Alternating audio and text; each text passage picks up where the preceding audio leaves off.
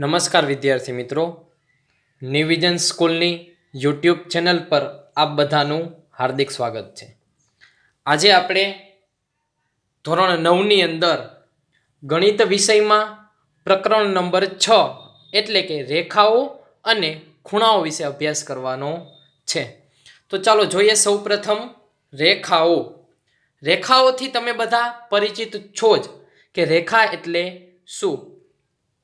રેખા એટલે કે જેને કોઈ જ અંત્ય બિંદુ નથી, અનંત સુધી લંબાવો અને જે તમને મળે એ તમારે શું મળશે?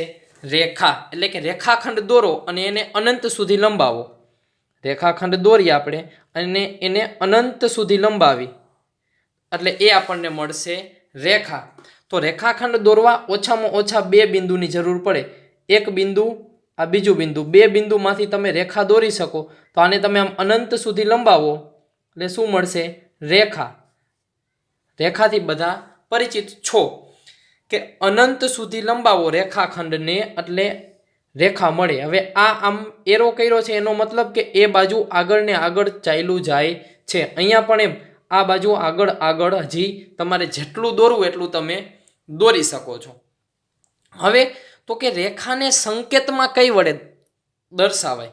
શેના વડે દર્શાવી? રેખા હોય તો એને સંકેતમાં, તો અહીંયા રેખાના નામ આપી દઉં છું, એ અને બી, બે બિંદુના નામ આપી દીધા। તો એને એક રીતે આમ સંકેતમાં એ બી કરી ઉપર નાની એવી રેખા દોરવી, અથવા તો જો તમે અહીંયા બિંદુના નામ નથી આપતા તો રેખાની આગળ તમે સ્મોલ એટલે કે બીજી ABCDમાં તમે કોઈ પણ લેટર સ્મોલ લેટરની અંદર દર્શાવી શકો છો, અથવા એલ રીતે એલ, એમ, પી, ક્યુ તમે આમ કોઈ પણ રીતે દર્શાવી શકો છો। એટલે કે બીજી ABCDમાં હોવું જોઈએ, સ્મોલ લેટરમાં। ત્યારબાદ બે રેખાઓ પરસ્પર એકબીજાને છેદે તો ખૂણાઓ બને। અહીંયા એવું કીધું છે કે બે રેખાઓ પરસ્પર એકબીજાને છેદે તો ખૂણાઓ બને। મેં એક રેખા અહીંયા દોરેલી છે, હવે હું બીજી રેખા દોરું છું, બે રેખાઓ પરસ્પર એકબીજાને છેદે તો ખૂણાઓ બને છે। હવે એક રેખા મેં અહીંયા દોરેલી છે, હું બીજી રેખા કોઈ પણ રીતે દોરું, અહીંયા રેખા મેં દર્શાવી તો હું એનું નામ આપી દઉં એમ, એલ અને એમ। તો અહીંયા જો આ એક ખૂણો, ત્યારબાદ એ જ રીતના અહીંયા સામે આ બીજો ખૂણો, ત્યારબાદ આ ત્રીજો ખૂણો અને આ ચોથો ખૂણો। એટલે કે બે રેખાઓ પરસ્પર એકબીજાને છેદે, કોઈ પણ બિંદુમાં છેદશે અને અહીંયા શું બનશે? ખૂણાઓ બનશે।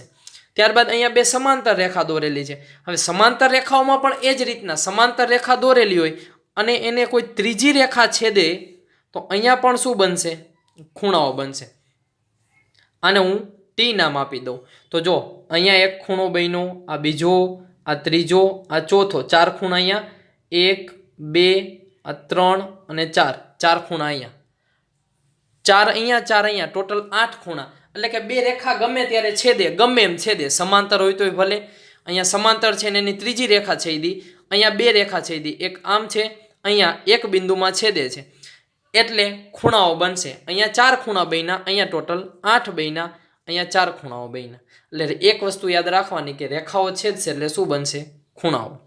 ત્યારબાદ રેખાખંડ, તો જેના અંત્ય બિંદુ નિશ્ચિત છે, જેના અંત્ય બિંદુ નિશ્ચિત છે તેને રેખાખંડ કહેવાય, અથવા તો બે અંત્ય બિંદુવાળા રેખાના ભાગને રેખાખંડ કહેવાય છે। જેના અંત્ય બિંદુ શું છે? નિશ્ચિત છે, કે આ બંનેને વચ્ચે જોડી દઉં હું એટલે એ મને શું મળશે? રેખાખંડ। રેખાખંડમાં અંત્ય બિંદુ નિશ્ચિત છે, જ્યારે રેખામાં નિશ્ચિત નથી। અહીંયા હું આ બંનેને મેં જોડી દીધો, એનું પણ નામ હું એ અને બી આપું છું, તો આ રેખાખંડ મળે જેના અંત્ય બિંદુ નિશ્ચિત છે। હવે આથી આગળ તો કે આગળ કાંઈ નથી, એથી આ બાજુ આગળ તો અહીંયા પણ કાંઈ નથી, આ એ અને બી એના અંતિમ બિંદુ છે। હવે રેખાખંડ એ બી ને સંકેતમાં કઈ રીતના લખાય? રેખાખંડને કઈ રીતના લખવાનું? તો કે એ બી ઉપર રેખાખંડની નિશાની, આ રીતના તમે એને સંકેતમાં લખી શકો છો। ત્યારબાદ હવે કિરણ, તો કિરણ એટલે કે એક જ અંત્ય બિંદુ ધરાવતા રેખાના ભાગને કિરણ કહે છે, જેનું અંત્ય બિંદુ એક જ હોય, એક બાજુ તો એ અનંત તરફ આગળ જતું હોય। અહીંયા જુઓ એનું અંત્ય બિંદુ એક જ મળ્યું, એક જ છે અહીંયા અંત્ય બિંદુ એનું એ, અને આ બાજુ બી કહી દઉં તો બી તરફ આગળ એ અનંત સુધી જાય છે, અને તમે આમ લંબાવો તો આ અનંત સુધી આમ આગળ જાય છે. તો એક અંત્ય બિંદુ નિશ્ચિત છે જ્યારે બીજું નથી, અને બીજું નથી એટલે એ તરફ આગળ અનંત સુધી જાય છે, તો એને કહેવાય કિરણ. હવે કિરણને સંકેતમાં કઈ રીતના લખવાનું? એ બી ઉપર આમ કિરણની નિશાની, તમે એને સંકેતમાં આ રીતે લખી શકો છો, એ બી અને ઉપર નિશાની. ત્યારબાદ જોઈએ આગળ,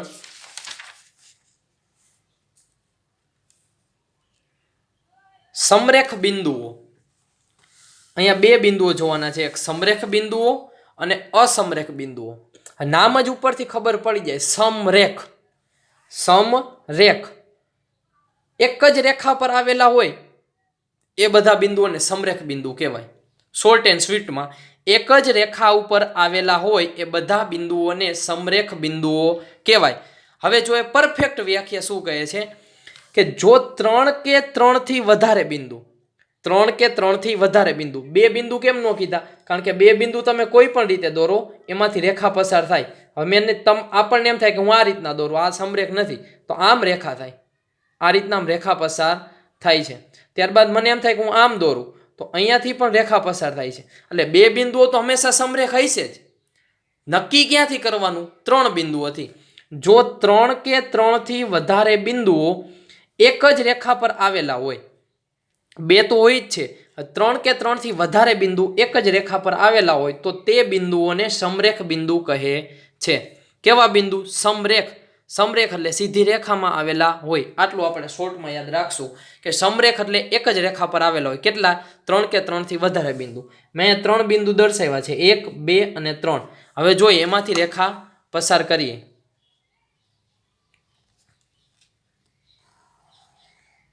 જો 3 બિંદુ ક્યાં છે? નામ આપી દઉં, એ બી સી. તો 3 બિંદુઓ ક્યાં આવેલા છે? રેખા ઉપર આવેલા છે, તો સમરેખ બિંદુ. હવે અસમરેખ બિંદુ કે એક સીધી રેખામાં ન હોય, અહીંયા સીધી રેખામાં હોય, અહીંયા ન હોય. સીધી રેખામાં ન હોય એટલે કે એક જ રેખા પર ન આવેલા હોય, એ બધા કેવા? અસમરેખ બિંદુઓ. પરફેક્ટ વ્યાખ્યા જોઈએ. જો 3 કે 3 થી વધારે બિંદુઓ એક જ રેખા પર ન આવેલા હોય, એક જ રેખા પર ન આવેલા હોય તો તે બિંદુઓને અસમરેખ બિંદુઓ કહે છે. મેં અહીંયા 3 બિંદુ દર્શાવ્યા છે, એ, આ બી અને સી. નામ આપી દઉં, આને એ કહું, અને બી કહું, અને આને સી કહું. તો જો 3 કેવા છે? અલગ અલગ છે. હું અહીંયાથી રેખા પસાર કરીશ તો આમાંથી રેખા પસાર થશે, તો આ બિંદુ બહાર આવ્યું રેખાની. ત્યારબાદ અહીંયા હું દર્શાવું તો અહીંયા આપેલા છે પી, ક્યુ અને આર. તો આ પી ક્યુ માંથી રેખા પસાર કરું તો કોઈ પણ એક બિંદુ બહાર રહી જાય છે, તો આને કહેવાય અસમરેખ બિંદુઓ. સમરેખ અને અસમરેખ. સમરેખમાં શું હોય? એક રેખા પર આવેલા હોય. અસમરેખમાં એક રેખા પર આવેલા ન હોય. હવે જોઈએ ખૂણો. તો ખૂણાથી પણ બધા પરિચિત છો. ખૂણો એટલે શું એ પણ બધાને ખબર છે. તો ચાલો જોઈએ ખૂણામાં સામાન્ય અંત્ય બિંદુઓ વાળા બે કિરણોના ઉદ્ભવથી બનતી ભૌમિતિક આકૃતિના અંદરના ભાગને ખૂણો કહે છે. સામાન્ય અંત્ય બિંદુ વાળા, જેનું અંત્ય બિંદુ કેવું હોય? સામાન્ય. એમાંથી ઉદ્ભવવાળા બે કિરણો, એક કિરણ હું આમ ઉપર દર્શાવું, તમે કોઈ પણ રીતે દર્શાવી શકો છો. એક કિરણ આ, ત્યારબાદ બીજું કિરણ હું આમ દર્શાવું છું, આ બીજું કિરણ. તો સામાન્ય ઉદ્ભવ બિંદુ એનું અહીંયા થયું. સામાન્ય ઉદ્ભવ બિંદુમાંથી, એટલે કે આને હું નામ આપું બી, જે સામાન્ય ઉદ્ભવ બિંદુ છે એમાંથી નીકળતું કિરણ એટલે એક કિરણ બી એ અને બીજું કિરણ બી સી. હવે જો વ્યાખ્યા, સામાન્ય અંત્ય બિંદુ વાળા, જેનું અંત્ય બિંદુ સામાન્ય છે, તેવા બે કિરણોના ઉદ્ભવથી, એક કિરણ આમ ગયું, એક કિરણ આમ ગયું, એનાથી બનતી ભૌમિતિક આકૃતિના અંદરના ભાગને, તો અંદર આપણને શું મળ્યું? આ બંને વચ્ચેનો અહીંથી જુઓ, આ બંને વચ્ચેનો આપણને આ ખૂણો મળ્યો વચમાં, તો તેને ખૂણો કહે છે. હવે ખૂણાને સંકેતમાં કઈ રીતના દર્શાવો? તો કે ખૂણાને સંકેતમાં આમ નાનકડી એવી ખૂણાની નિશાની વડે દર્શાવીએ છીએ. જો નામ આપેલા હોય તો અહીંયા શું નામ આપી શકીએ? BCA આ ખૂણાને શું કહેવાય? સોરી, CBA અથવા તો ખૂણો ABC, જે અહીંયા સામાન્ય બિંદુ આવેલું છે, બંનેનું અંત્ય બિંદુ છે, એ નામ વચમાં રહેવું જોઈએ. જો બંને વખતે મેં વચમાં લીધું. ઓલા નામ તમે આડા સવડા લખો તો ચાલે, C અને A તમે ઊંધા સવડા લખો તો પણ ચાલે, અથવા તો તમે ખાલી ખૂણા B વડે પણ દર્શાવી શકો છો. આ ત્રણમાંથી તમે કોઈ પણ રીતે લખી શકો છો. તમને જે રીતે લખવું હોય એ રીતના તમે ખૂણા B ને દર્શાવી શકો છો. ત્યારબાદ સામાન્ય અંત્ય બિંદુ, અહીં સામાન્ય અંત્ય બિંદુ કી છે? B છે. તો B ને ખૂણાનું શિરોબિંદુ કહે છે. જે આ B રહ્યો એને ખૂણાનું શિરોબિંદુ કહેવાય, કારણ કે બંને કિરણનું શું છે? ઉદ્ભવ બિંદુ અથવા તો સામાન્ય બિંદુ છે. ત્યારબાદ ખૂણો બનાવતા કિરણને ખૂણાની બાજુઓ કહે છે. તો એક બાજુ એની BA થશે, એક બાજુ કઈ થશે? BA, અને બીજી બાજુ BC. BA અને BC બાજુ થશે. કારણ તો કે ખૂણો બનાવતા કિરણ, એક કિરણ આ બનાવે છે, એક આ, એને બંનેને શું કહેવાય? ખૂણાની બાજુ. તો અહીંયા ખૂણાને કેટલી બાજુ મળી? 2 બાજુ મળી છે. ત્યારબાદ હવે જોઈએ ખૂણાઓના પ્રકાર. હવે આપણે જોવાના છે ખૂણાઓના પ્રકાર. તો ખૂણાના પ્રકાર એમાંથી તમે લઘુકોણ, કાટકોણ, ગુરુકોણ આ ત્રણથી પરિચિત હશો. લઘુકોણ એટલે તો તરત તમે કહેશો કે 90 થી નાનો અને 0 થી મોટો. કાટકોણ એટલે તો કે 90 અંશનો હોય કાટકોણ. અને ગુરુકોણ એટલે તો કે 90 થી મોટો અને 180 થી નાનો. 90 થી મોટો અને 180 થી નાનો એને કહેવાય ગુરુકોણ. તો એમાં સૌપ્રથમ જોઈએ લઘુકોણ, તો કે 0 અંશથી મોટા અને 90 અંશથી નાના માપના ખૂણાને લઘુકોણ કહે છે. કેવો? 0 અંશથી મોટું હોવું જોઈએ અને 90 અંશથી નાનું હોવું જોઈએ, તો એને લઘુકોણ કહે છે. મેં અહીંયા 2 ખૂણા દર્શાવ્યા છે, જોઈને તમને ખબર પડી જશે કે બંને કેવા છે? લઘુકોણ છે. અને ખૂણાને હું x કહું તો 0 અંશથી મોટું છે, 0 થી મોટું, 0 less than x less than 90 થી નાનો. તો 0 અંશથી મોટો x અને 90 થી x કેવો હોવો જોઈએ? નાનો. એટલે આ ખૂણાનું માપ રહ્યું એ 0 થી મોટું અને 90 થી નાનું હોય, એટલે એને આપણે કહેશું લઘુકોણ. ત્યારબાદ કાટકોણ. કાટકોણ એટલે તો કે પરફેક્ટ 90 અંશનો હોય, નહીં 90 થી નાનો કે નહીં 90 થી મોટો, પરફેક્ટ 90 અંશનો. તો કાટકોણને આપણે આ રીતે દર્શાવીએ છીએ. તો અહીંયા તમે આકૃતિ જુઓ, પરફેક્ટ કાટકોણ 90 અંશનો. તો 90 અંશના માપના ખૂણાને કાટકોણ કહે છે. તો અહીંયા શું થશે? x બરાબર એક્ઝેક્ટ 90, પરફેક્ટ 90 અંશ થશે x બરાબર. ત્યારબાદ ગુરુકોણ. તો ગુરુકોણમાં શું છે? તો કે 90 અંશથી મોટા અને 180 અંશથી નાના માપના ખૂણાને ગુરુકોણ કહે છે. અહીંયા જો 2 ખૂણા દર્શાવ્યા છે, બંનેનું માપ જો. આ કાટકોણ એટલે અહીંયા સીધો આવશે, કાટકોણ એટલે આમ કાટકોણ આવે, આ રીતના કાટકોણ આવે, પણ એથી મોટો છે એટલે 90 થી મોટો થયો અને 180 થી નાનો થયો, તો આને કહેવાય ગુરુકોણ. તો અહીંયા x ની વેલ્યુ શું મળશે? તો કે 90 અંશથી મોટી અને 180 અંશથી નાની. તો એ આપણો ગુરુકોણ. અહીંયા આપણે લઘુકોણ, કાટકોણ અને ગુરુકોણ આ 3 જોયા. લઘુકોણમાં 0 થી 90 સુધી, ત્યારબાદ કાટકોણ પરફેક્ટ 90 અને ગુરુકોણ 90 થી મોટો 180 થી નાનો. ત્યારબાદ હજી આગળ આપણે જોવાનો છે સરળ કોણ, વિપરીત કોણ અને પૂર્ણ ખૂણો. સરળ કોણ, વિપરીત કોણ અને પૂર્ણ ખૂણો. તો સરળ કોણ કોને કહે છે? સરળ કોણ તો કે જે રીતના પરફેક્ટ 90 અંશનો ખૂણો હોય તો આપણે એને કાટકોણ કહીએ. પરફેક્ટ 90 આ રીતનો હોય તો આપણે એને શું કહીએ છીએ? કાટકોણ કહીએ છીએ. આ રીતનો ખૂણો હોય તો આ ABC, તો ખૂણો B કેવો છે?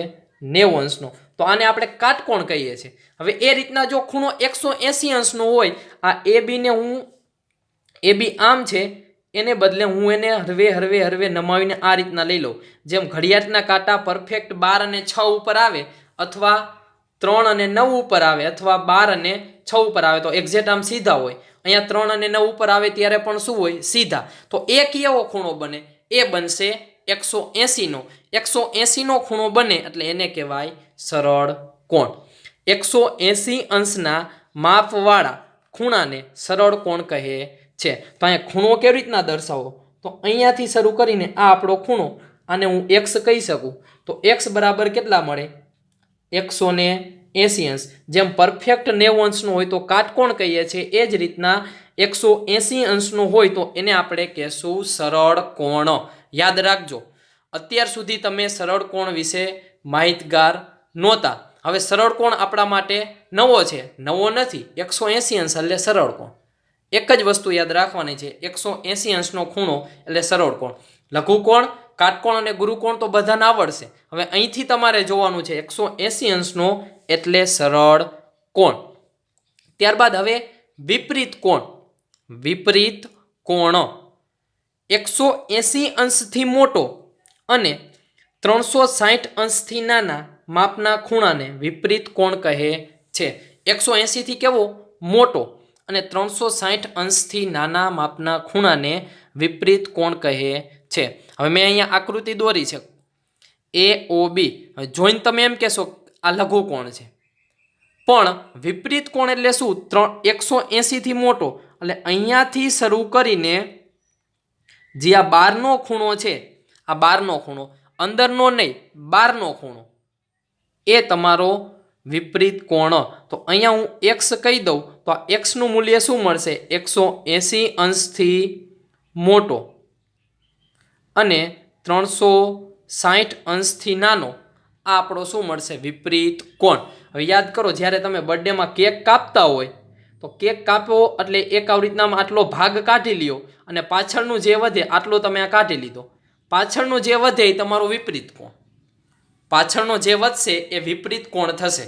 તો વિપરીત કોણ એટલે 180 થી મોટો હોય અને 360 થી નાનો હોય. હવે વિપરીત કોણ શોધવાના દાખલા આગળ સ્વાધ્યાયની અંદર આવશે. તો કઈ રીતના શોધવો? જો ખૂણો BOA, આ ખૂણાનું માપ આપેલું છે, આ ખૂણાનું માપ આપેલું છે, આપણને કેટલું આપેલું છે? આ ખૂણાનું માપ 70 અંશ આપેલું છે. હવે આનો વિપરીત કોણ શોધવાનો છે. તો વિપરીત કોણ શોધવો એકદમ સરળ છે. વિપરીત ખૂણો BOA એના બરાબર શું કરવાનું? 360 માઇનસ આપેલ ખૂણાનું માપ. 360 માઇનસ આપેલ ખૂણાનું માપ. અહીંયા આ ખૂણાનું માપ કેટલું આપેલું છે? 70. એને 360 માંથી બાદ કરી નાખો એટલે જવાબ મળશે 290 અંશ. જવાબ મળશે 290 અંશ. તો આ 290 એ વિપરીત BOE, આ બારના ખૂણાનું માપ કેટલું થયું? 290 અંશ. આ 70, આ બારનો 290. આખાનો સરવાળો એટલે આખું સર્કલ ફરી જાય, આમ રાઉન્ડ થઈ જાય, તો એનો સરવાળો કેટલો થાય? 360 થઈ જાય. તો તમારો વિપરીત કોણ સાચો. તો વિપરીત કોણ મેળવવા માટે શું કરશું કે જે ખૂણાનો વિપરીત મેળવવો હોય એને 360 માંથી આપણે બાદ કરશું એટલે આપણને વિપરીત કોણ મળી જશે. ત્યારબાદ પૂર્ણ ખૂણો. સરળ કોણ આવ્યો, ત્યારબાદ પૂર્ણ કોણ આવ્યો. 360 ના માપવાળા ખૂણાને પૂર્ણ કોણ કહે છે. 360 અંશના માપવાળા ખૂણાને પૂર્ણ કોણ કહે છે. હવે પૂર્ણ કોણ દોરવો કઈ રીતના, દર્શાવવો કઈ રીતના? તો એક અહીંયા પેલા હું કોઈ પણ એક કિરણ દર્શાવી દઉં. આને નામ આપું A અને આ એનું ઉદ્ભવ બિંદુ O.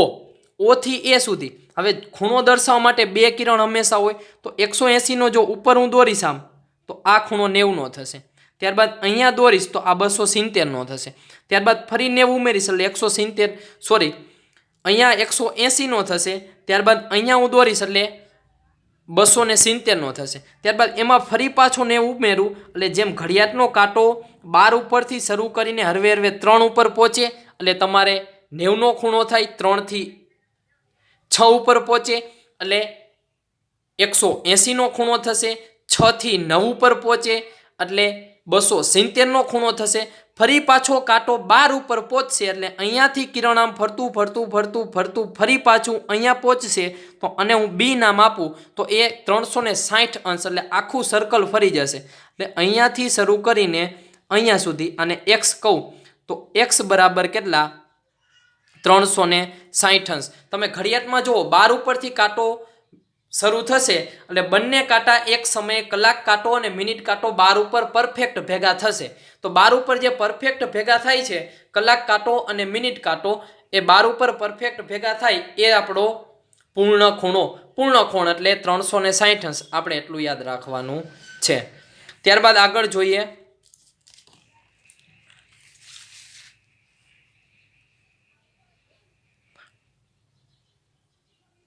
કોટિકોણ.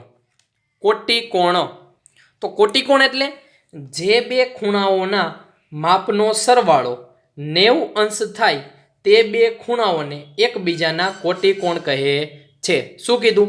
જે બે ખૂણાઓના માપનો સરવાળો, બંનેના માપનો સરવાળો, એક ખૂણો 60નો છે એકનો 30નો છે, તો બંનેનો સરવાળો કેટલો થયો? 60 ને 30 90 અંશ. અહીંયા બંનેનો સરવાળો 90 અંશ થયો. તો આને બંનેને એકબીજાના કોટિકોણ કહે છે. ત્યારબાદ બીજું ઉદાહરણ જુઓ. 40 અને 50 બંનેનો સરવાળો કરો 90 અંશ. 40 અને 50 90 અંશ. તો બંનેનો સરવાળો 90 અંશ થયો. તો એકબીજાના કોટિકોણ કહે છે. ચાલો 45 અંશનો ખૂણો હોય તો એના કોટિકોણનું માપ કેટલું થાય? 45 અંશનો ખૂણો હોય તો એના કોટિકોણનું માપ કેટલું થાય એ શોધવાનું છે. ત્યારબાદ પૂરક કોણ. તો કે જે બે ખૂણાઓના માપનો સરવાળો, જે બે ખૂણાઓના માપનો સરવાળો 180 અંશ હોય, 180 અંશ હોય અથવા થાય તે બે ખૂણાઓને એકબીજાના પૂરક કોણ કહે છે. કોટિકોણમાં બંનેનો સરવાળો 90 અંશ થવો જોઈએ. પૂરક કોણમાં બંનેનો સરવાળો 180 અંશ થવો જોઈએ. કોટિકોણમાં 90, પૂરક કોણમાં 180. ચાલો જોઈએ. 120 અને 60 બંનેનો સરવાળો કરો 180. ત્યારબાદ 40 અને 140 બંનેનો સરવાળો કરો 180. તો આ બંને ખૂણાઓને એકબીજાના શું કહેવાય? પૂરક કોણ કહે છે. 135 અંશ, 135 અંશ એનો પૂરક કોણ શોધવાનો છે. કોટિકોણ અને પૂરક કોણ બંને વ્યવસ્થિત સમજી લેજો. કોટિકોણ એટલે બે ખૂણાઓના માપનો સરવાળો 90 અંશ થતો હોય. હવે એમાંથી હું કોઈ પણ એક ખૂણાનું માપ આપી દઉં. ચાલો એક ખૂણાનું માપ હું 20 અંશ આપું છું. તો બીજા ખૂણાનું માપ મેળવવું હોય તો એને 90 માંથી બાદ કરી નાખો એટલે 70. તો 20 અને 70 એકબીજાના કોટિકોણ છે. એ જ રીતના પૂરક કોણ. પૂરક કોણમાં હું કોઈ પણ એક ખૂણાનું માપ 130 આપું છું તો બીજા ખૂણાનું માપ મેળવવું હોય તો એને 180 માંથી બાદ કરો એટલે 50. તો 50 અને 130 એ બંને એકબીજાના પૂરક કોણ છે. માપ મેળવવા શું કરવું? 45નું મેળવવું હોય તો એને 90 માંથી બાદ કરવાના આપેલ ખૂણા એટલે એનો બીજો ખૂણો મળી જાય. 130નું મેળવવું છે તો 130નો પૂરક કોણ મેળવવો છે તો 130 ને 180 માંથી બાદ કરવાના એટલે 50. એ રીતના તમે પૂરક કોણ મેળવી શકો છો. ત્યારબાદ પરસ્પર છેદતી રેખાઓ. હવે પરસ્પર છેદતી રેખા હોય ક્યારેય સમાંતર હોય, ક્યારેય ન હોય. સમાંતર રેખા ન હોય એ જ બે રેખા છેદતી હોય. એટલે અહીંયા એવું છે કે પરસ્પર છેદતી હોય તે બે રેખા સમાંતર નથી. સમાંતર ન હોય તો જ છેદતી હોય.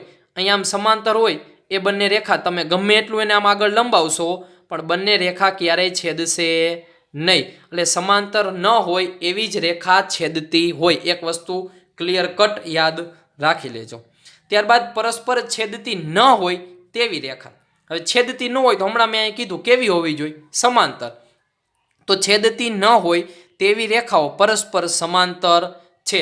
બંને રેખા છેદતી નથી તો એ બંને રેખા કેવી છે? સમાંતર. આને તમે આગળ ગમે એટલી આગળ લંબાવશો ને કે છેદશે નહીં. તો છેદતી ન હોય તેવી રેખા પરસ્પર સમાંતર છે.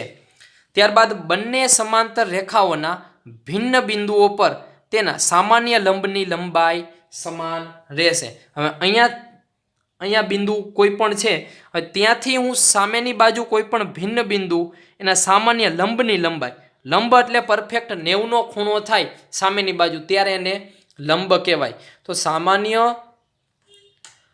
બિંદુના લંબની લંબાઈ સમાન હોય એટલે અહીંયાથી અહીંયા સુધી આ માપ જેટલું હોય એટલું જ માપ બીજા કોઈ પણ બિંદુ પાસે થાય. એટલે અહીંયા માપ આ જેટલું માપ છે એટલું માપ અહીંયા થશે, એટલું જ માપ અહીંયા થશે. તો જ બંને રેખા કેવી હોય? સમાંતર. એટલે કે અહીંયા મેં આ ત્રણ જુદા જુદા આને નામ આપી દઉં A B C D E F. એબીનું જેટલું માપ છે એટલું જ સીડીનું માપ થશે, એટલું જ EFનું માપ થશે. સામાન્ય લંબની લંબાઈ સમાન રહેશે. હવે આ સમાન લંબાઈની બંને સમાંતર રેખાઓ વચ્ચેનું અંતર કહેવાય. આ સમાન લંબાઈ રહ્યો, સમાન લંબાઈ, એને બંને સમાંતર રેખા વચ્ચેનું શું કહેવાય? અંતર કહે છે. જે આ સામાન્ય લંબની લંબાઈ છે એ લંબાઈને શું કહેવાય? બંને રેખા વચ્ચેનું અંતર કહે છે. તો પરસ્પર છેદતી રેખા સમાંતર ન હોય અને છેદતી ન હોય તેવી રેખાઓ સમાંતર હોય છે. અને કોઈ પણ બે બિંદુ લ્યો અને એના ઉપર લંબ દોરો તો એ લંબની લંબાઈ બધી આખી સમાંતર રેખાઓ વચ્ચે ગમે ત્યાં દોરો, તમે રેખાને આમ લંબાવીને ગમે ત્યાં દોરો, બંનેનું માપ કેવું હોય? સરખું હોય. અને એ સમાન લંબાઈને આ બંને રેખા વચ્ચેનું અંતર કહેવાય છે. તો આજના વિડીયોમાં આપણે અહીં સુધી રાખીશું. બાકીનો અભ્યાસક્રમ આગલા વિડીયોની અંદર કરશું. Thank you. જય ભારત, જય હિન્દ.